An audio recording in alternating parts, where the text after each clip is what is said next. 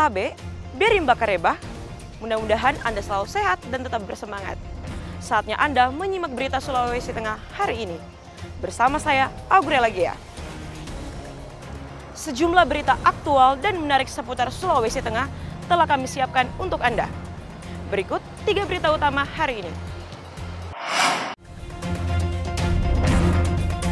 Puluhan tenaga honorer di Kabupaten Buol melakukan unjuk rasa memprotes hasil seleksi P3K. Sejumlah perangkat desa Siweli mendatangi kantor Kejati Sulteng memprotes gajinya belum dibayar.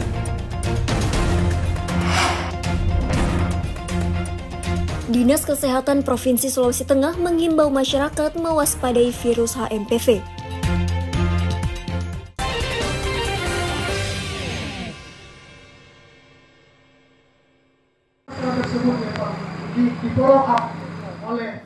Puluhan honorer yang tergabung dalam Aliansi Honorer Bersatu Kabupaten Buol melakukan aksi unjuk rasa Kamis pagi. Mereka memprotes hasil seleksi penerimaan pegawai pemerintah dengan perjanjian kerja alias P3K yang dianggap syarat dengan kecurangan.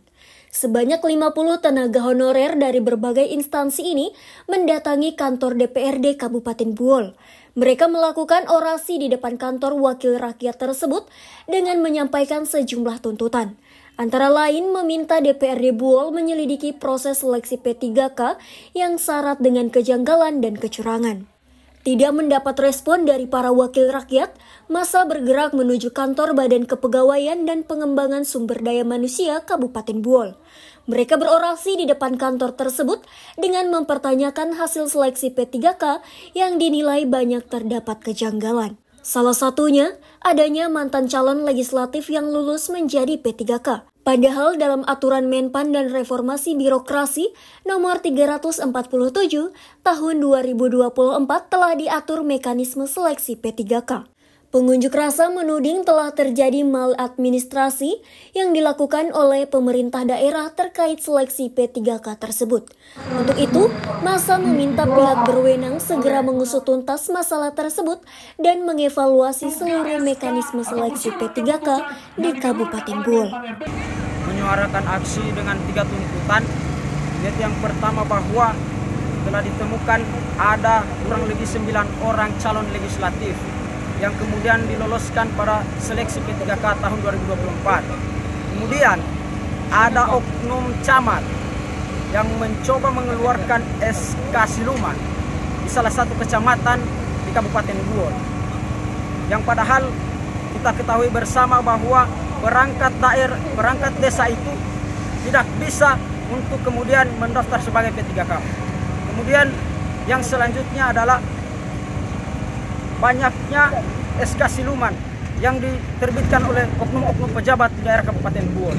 Menanggapi aksi tersebut, pihak BKPSDM Kabupaten Buol meminta untuk berdialog dengan para pengunjuk rasa sekaligus menjelaskan apa yang menjadi keluhan dan tuntutan. Dan itu yang jelas kami akan sudah dicatat semua permasalahan-permasalahan yang terjadi dan insya Allah kami akan siapkan data-data itu. Kalau mau mereka di DPR ya kita akan laporkan ke pimpinan dulu.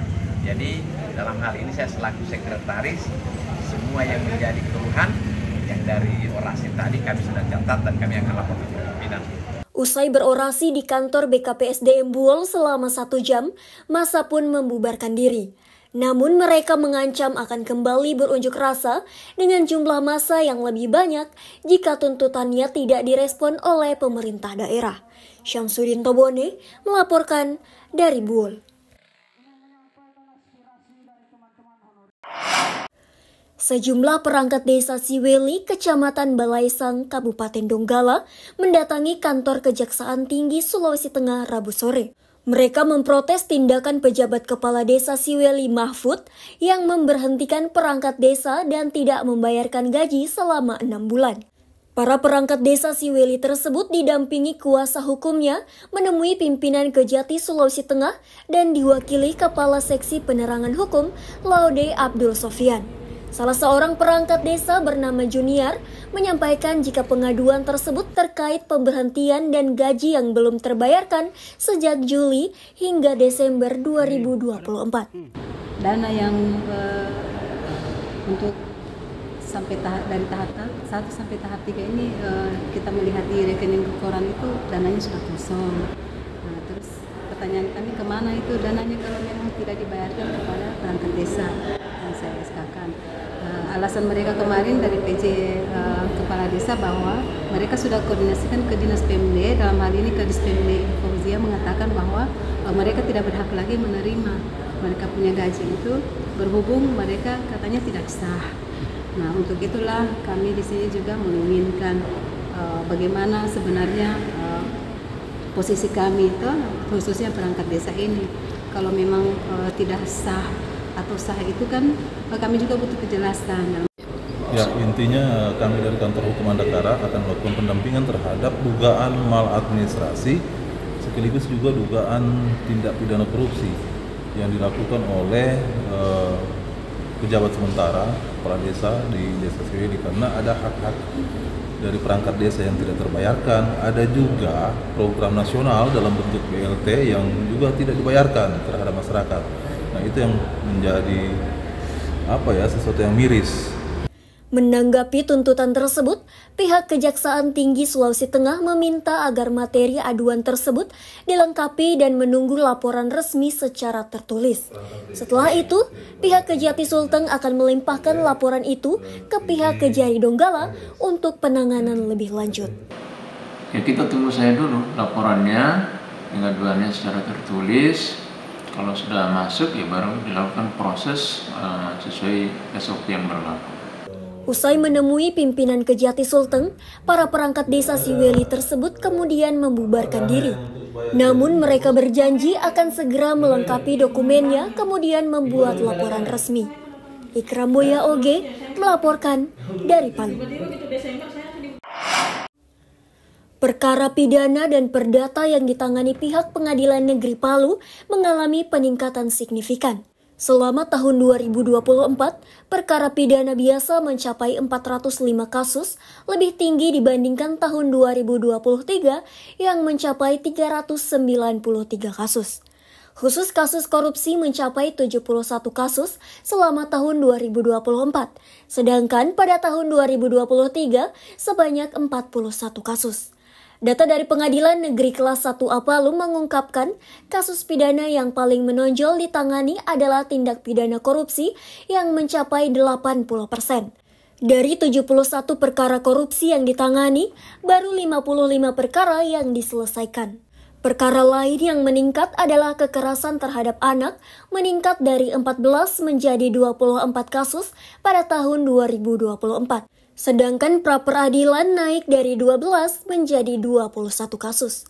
Sedangkan perkara perdata juga naik dari 130 perkara pada tahun 2023 menjadi 165 perkara pada tahun 2024. Pihak Pengadilan Negeri Kelas 1A Palu mengungkapkan jika peningkatan jumlah perkara tersebut mencerminkan berbagai faktor, mulai dari meningkatnya kesadaran masyarakat terhadap hak-hak hukum hingga intensifikasi upaya penegakan hukum oleh aparat. Ini sesuai dengan data yang kami terima untuk perkara tindak pidana korupsi dari tahun 2023 ya, ini ada peningkatan ya. Berbeda halnya pidana dan perdata, perkara narkotika justru mengalami penurunan pada tahun 2024. Penurunan perkara itu tidak terlalu signifikan, yakni dari 152 perkara pada tahun 2023 turun menjadi 147 perkara pada tahun 2024. Ikram Boya Oge melaporkan dari Palu.